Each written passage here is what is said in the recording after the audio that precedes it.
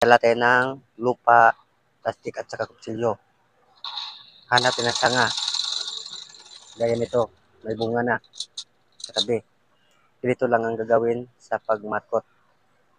Iwain natin mga uno ang lapad. Kunin ang balat.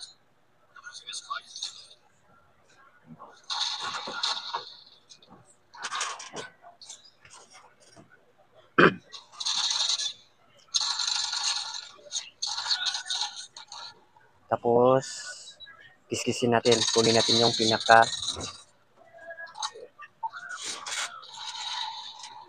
dalimog niya.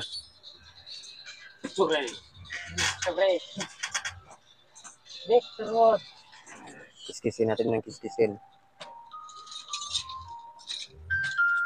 Pag may kalamansi kayo, pwede nito gayahin ang pagmarkot. Tapos, mga 16 days, pwede na nyo itatanim. Kaya mga ugat na yan. O pag may bunga na, di hindi na kayo bibili sa palengke.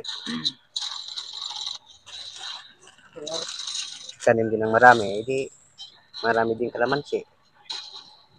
Sa isang puno lang, pag maraming sanga, pwede nyo imamarkot. Then, lagyan natin ng lupa. Tapos, itatali ang plastic.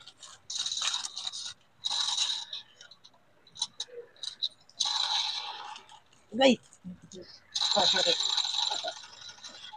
Kaya nga na, nagano ng patay.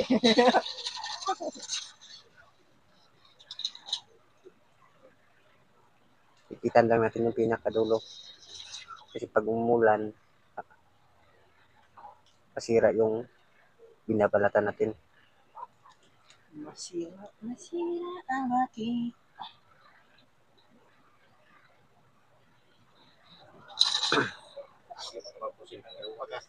Thank you for watching.